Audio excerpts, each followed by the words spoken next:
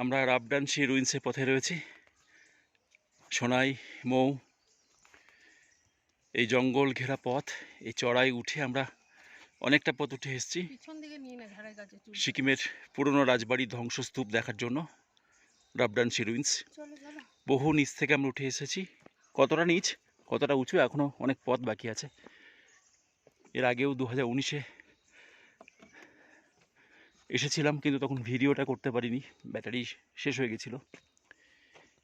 এই সিকিমের পুরনো রাজবাড়ির এখানে প্রতিটি মুখে মুখে বাঁকে বাঁকে লেখা রয়েছে আর কত মিটার উঠতে হবে। এই পথ জঙ্গলের মধ্যে দিয়ে। এখন এখানে আমি, মৌ আর রূপকথা ছাড়া আর কেউ নেই।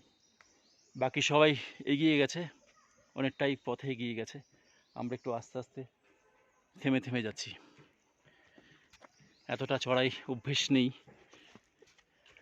2019 সালে একবার এসেছিলাম, তখন উঠেছিলাম, একই কষ্ট। এক মনে হচ্ছে প্রাচীন কোনো এক জগতে চলে এসেছি।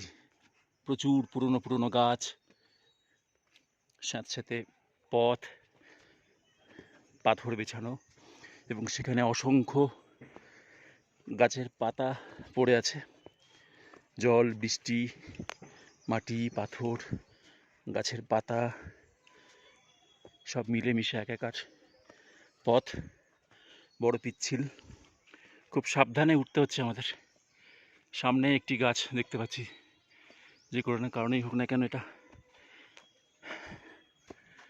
পড়ে গেছিলো, ঝড়েই হোক বা অন্য কোনো কারণেই হোক, ধসের কবলে পড়ে হোক। রাস্তার মাঝখানে সে গাছটাকে কেটে মাঝখান দিয়ে রাস্তা করে দেওয়া হয়েছে। এই সোনাই, রূপকথাই 2019 সালে যখন খুব ছোট ছিল, হ্যাঁ 5 বছরের কাছাকাছি বয়স, তখনও দাদা দিদিদের সঙ্গে হেঁটে উঠে গেছিল তরতর করে। আমি আটকে ছিলাম, কিন্তু পারিনি আটকাতে। আজকে রূপকথার পায়ে লেগে আছে। এখানে আসার দিনই পা মুচকে ওর পায়ে লেগে গেছে।